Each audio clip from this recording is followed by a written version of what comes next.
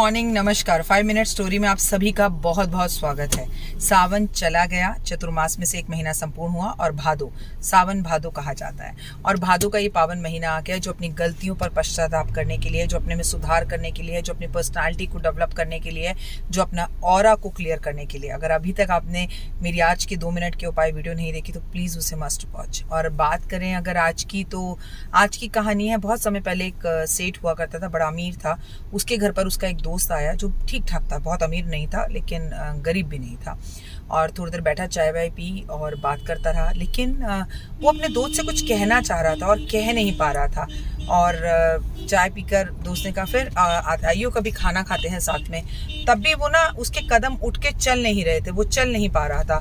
तो इस अमीर दोस्त ने पूछा, तू कुछ कहना चाहता है, कुछ कहने आया था क्या? तो बोला नहीं, इधर से गुजरा था तो बस आ गया। लेकिन दरवाजे तक गया, वापस लौट कर आया, हाथ जोड़कर बोला कि हाँ, कहने ही आया था। मैं कहना चाहता हूँ कि मेरी बेटी की शादी है, उसकी तैयारियों में मुझे एक 50,000 रुपये कम पड़ रहे हैं।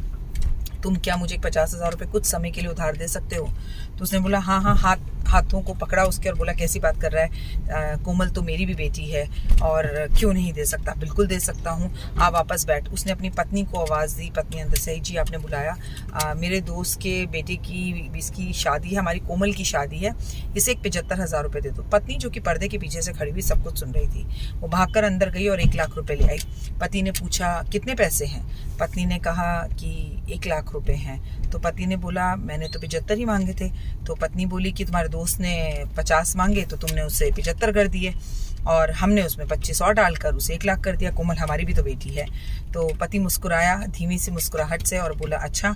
तो बोली कि हाँ, मैं भी एक गरीब घर की बेटी थी और मेरे पिता ने भी तुमसे जब शादी की थी तो अपने किसी दोस्त से पैसे उधार लिए थे, मुझे वो दिन याद आ गया।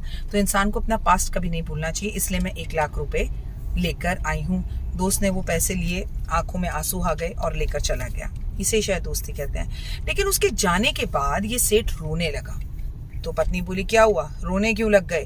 तो तुम्हें दुख हो रहा है कि उसने 50 मांगे थे और 50 फालतू चले गए, इसलिए रोना आ रहा है? तो तुम घबराते क्यों हो? रो मत, मैं कुछ दिन 4,000 की साड़ी ना पहनकर 400 की साड़ी पहन लूंगी और जो 25,000 रुपये मैंने फालतू दिए हैं अपनी तरफ से उस बच्ची के लिए सहयोग समझकर मैं अपने खर्चों को कम कर तुम्हारे 25,000 तुम्हें वापस कर दूंगी।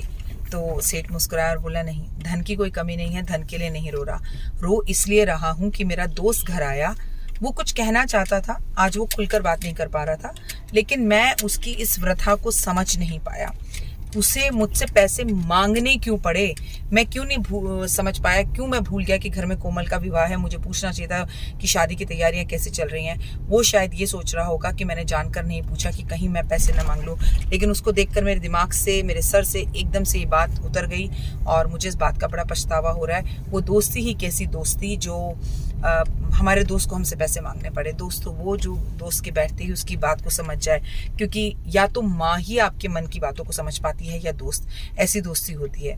लेकिन सही मानों में कलयुग में अब ऐसी दोस्ती रही नहीं है, क्योंकि मेरा मानना है कि दोस्ती अब सिर्फ अगर कहीं किसकी थी तो जय और बीरू की दोस्ती मुझे लगता है कि अखंड दोस्ती थी और सच्ची दोस्ती थी। अब सच्चे दोस्त मिल नहीं पाते, लेकिन हर कोई यही बात कहता है और वो सच्चा दोस्त नहीं बन पाता। चलिए, कोई और अच्छा दोस्त नहीं बन पाया तो आप तो बनने की कोशिश कीजिए।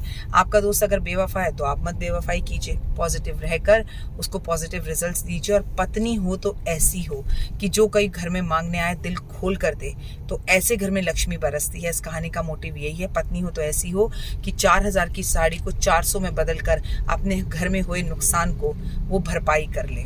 पति को ताने ना दे, पति से ज्यादा दान करने की आदत और इच्छा रखे। कहानी कैसी लगी जरूर बताइएगा और कमेंट्स में जय माता दी लिखिएगा।